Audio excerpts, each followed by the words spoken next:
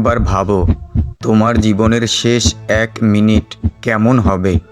অন্ধকার, আলো, নাকি অদ্ভুত এক শান্তি? বিজ্ঞান আর ধর্ম হাজার বছর ধরে এই একটা প্রশ্নের পেছনেই ছুটছে। আজ উত্তরটা শুনবে। বিজ্ঞান বলছে মৃত্যু কোনো নাটকীয় বিস্ফোরণ নয়, এটা ঘুমিয়ে পড়ার মতো। চোখ প্রথমে ঝাপসা হয়, শরীরের সব শক্তি নিভে আসে, শ্বাসটা আটকে যায়, আবার চলে। ডাক্তাররা একে বলে অ্যাগোনাল ব্রিদিং। ভয় পেও না, এই সময়টায় তোমার ব্রেন একটা শেষ উপহার দেয়। সে একসাথে ছেড়ে দেয় এন্ডোরফিন, সেরোটোনিন, ডোপামিন, পৃথিবীর সবচেয়ে শক্তিশালী ব্যথানাশক। তাই বেশিরভাগ মানুষ শেষ মুহূর্তে ব্যথা নয়, বরং পরম শান্তি অনুভব করে।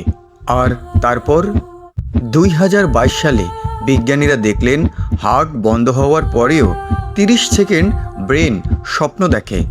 তোমার পুরো জীবনটা একটা সিনেমার মতো চোখের সামনে ভেসে ওঠে। প্রথম প্রেম, মায়ের মুখ, শেষ হাসি, সব। আর জানো সবচেয়ে অবাক করা তথ্য কি? তুমি চোখ বন্ধ করে ফেললেও তোমার কান সবার শেষে মরে। তার মানে তোমার পাশে দাঁড়িয়ে কেউ ভালোবাসি বললে তুমি সেটা শুনতে পাবে শেষ পর্যন্ত। এবার চোখ বন্ধ করো, বিজ্ঞানকে এক পাশে রাখো।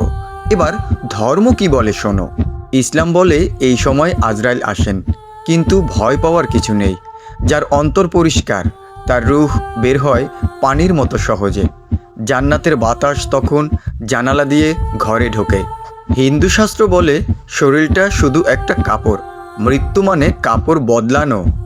যদি তোমার কর্ম ভালো হয়, যমদূত নয়, স্বয়ং বিষ্ণুদূত আসবে তোমাকে নিতে, আলোর রথ নিয়ে।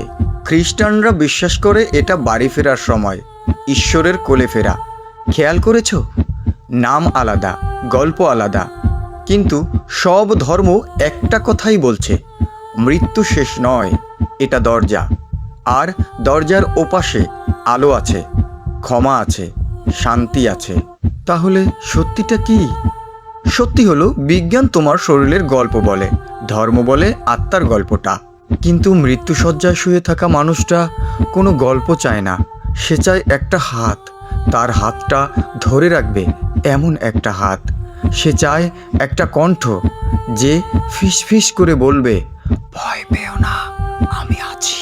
কারণ দিনের শেষে মৃত্যুর মুখোমুখি দাঁড়িয়ে আমরা বিজ্ঞানীও না, ধার্মিকও না, আমরা শুধু মানুষ।